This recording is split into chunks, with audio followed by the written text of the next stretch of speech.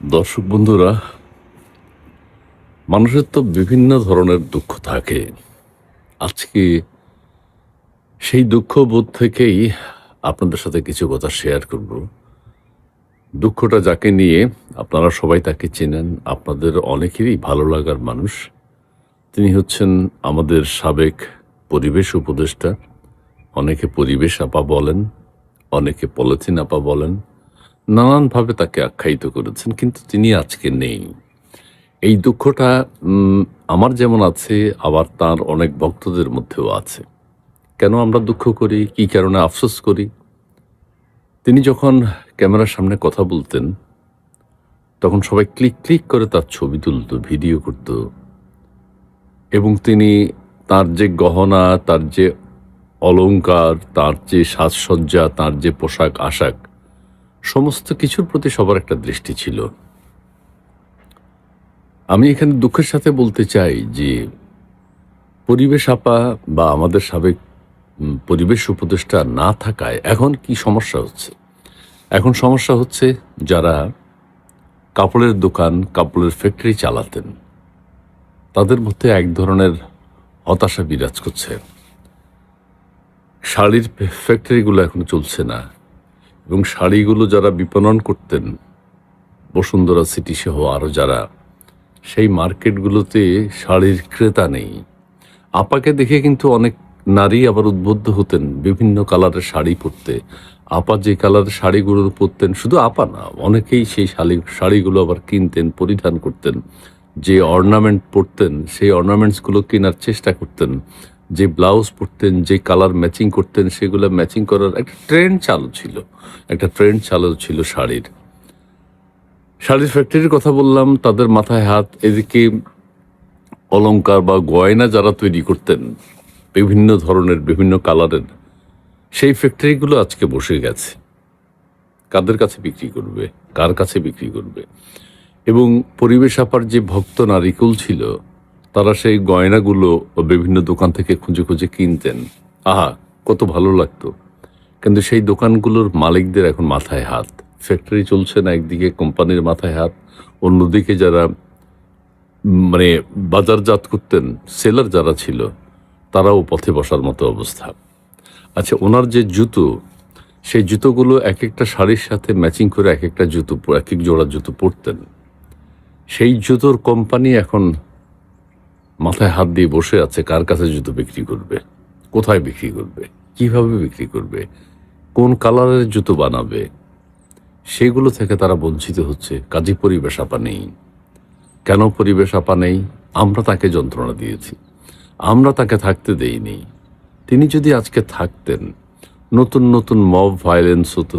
তিনি গণস্বাস্থ্য কেন্দ্র দখল করেছেন, গণস্বাস্থ্য সাভারে, গণস্বাস্থ্যের বিভিন্ন প্রতিষ্ঠান আছে, সেই প্রতিষ্ঠানগুলোতে তিনি তার আধিপত্য দেখিয়েছেন।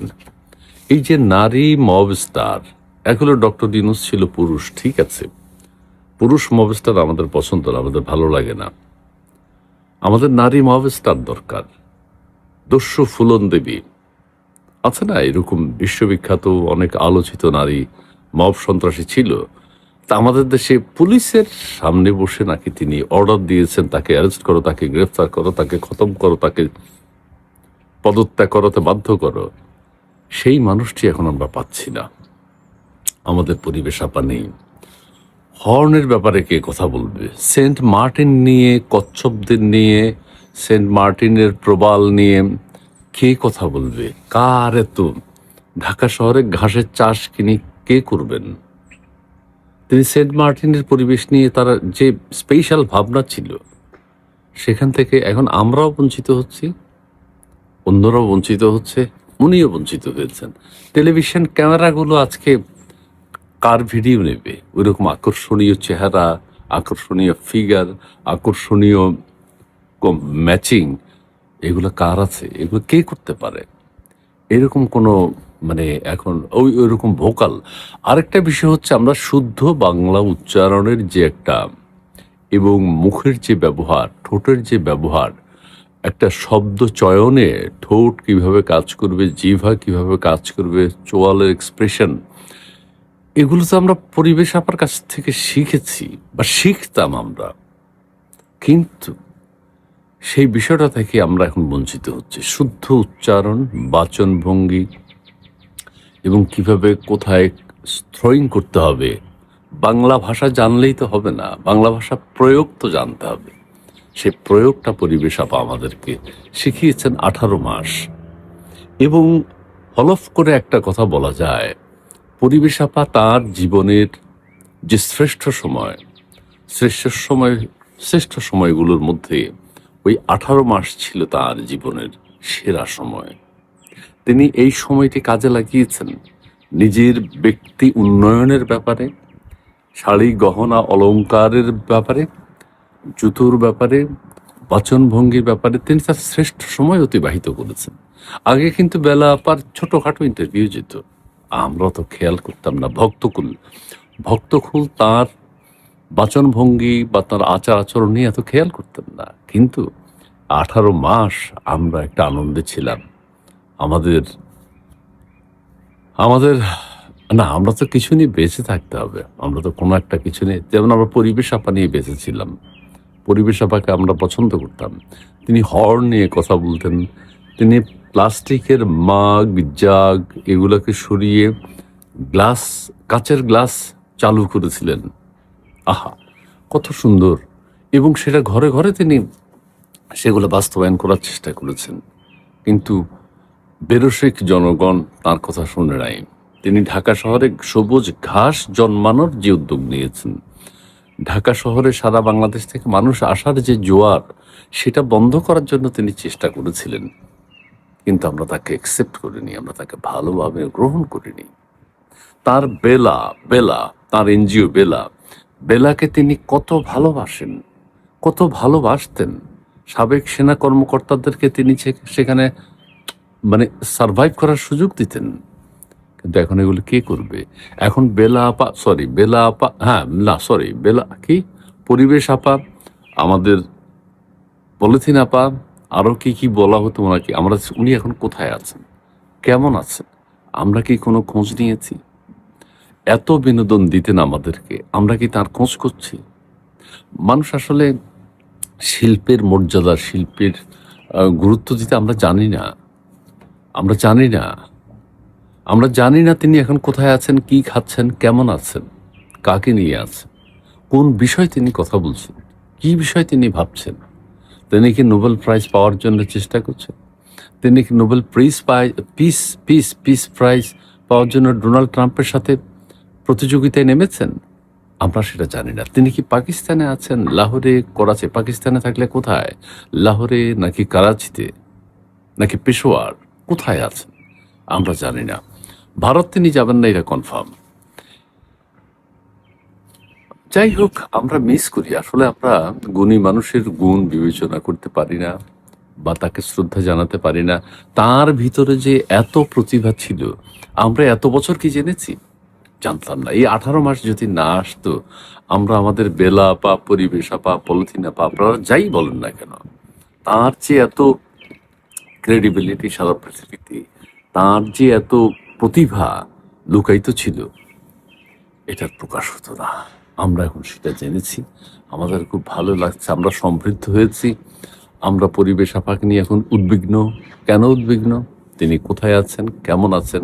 বর্তমান সরকারের কাছে আমরা দাবি জানাচ্ছি যে আমাদের বেলা আপা কোথায়, তাকে খুঁজে বের করতে হবে। এই গণস্বাস্থ্য কেন্দ্রের দায়িত্ব তাকে নিতে হবে। সেই দায়িত্ব নেওয়ার পর যদি তিনি কিছু কথা বলেন, তার টাকা পয়সার কি ইচ্ছা নাই? তার কি লক্ষ কোটি টাকা থাকুক সেটা উনি চান না? সে চাইবেন, অবশ্যই চাইবেন। কিন্তু আমরা তাকে সেই সুযোগ থেকে অনেকাংশে বঞ্চিত করেছি। তিনি চেয়েছেন বিএনপি সরকারের পরিবেশ উপদেষ্টা হতে, পরিবেশ মন্ত্রী হতে, কিন্তু হতে পারেননি, দেয়নি, তাকে সেই সুযোগ দেয়নি, তার প্রতিভার গুরুত্ব দেয়নি বর্তমান সরকারও কোনো অংশে কম দায়ী নয়। পরিবেশ আপা আজকে কি ফ্রাস্ট্রেশনে আছেন, না ডিপ্রেশনে আছেন, নাকি প্রফেশনে আছেন, নাকি সেংশনে আছেন, আমরা ঠিক জানি না। তিনি একবার দৃশ্যমান হন, তিনি একবার দৃশ্যে আসুন। আমরা দেখতে চাই পরিবেশ আপার সেই চেহারার যে ঔজ্জ্বল্য ছিল, আহা, সেটা কি এখন আছে?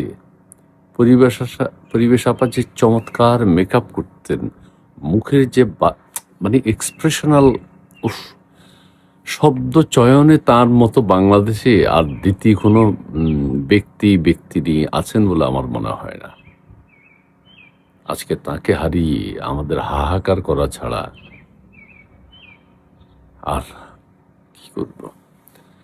যাই হোক, পরিবেশ আপার মঙ্গল কামনা করি এবং তাকে চমৎকারভাবে গ্রেফতার করে রিমান্ডে নিয়ে গণস্বাস্থ্য কেন্দ্র কিভাবে দখলের পাঁয়তারা করেছিলেন পুলিশের উপস্থিতিতে মব ভায়োলেন্স করে, সেটা যদি সুন্দরভাবে জিজ্ঞাসাবাদ করে জিজ্ঞেস করা হয়, তার কত কোটি টাকা আছে, কোথায় কোথায় লুটপাট করেছেন, কি করেছেন, বিভিন্ন প্রজেক্ট নিয়েছেন 18 মাসের মধ্যে, সেগুলা রিমান্ডে নিলে সুন্দর করে পরিবেশ আপা সেগুলা আমাদেরকে আবার সেই ক্যামেরার সামনে বলতে হবে।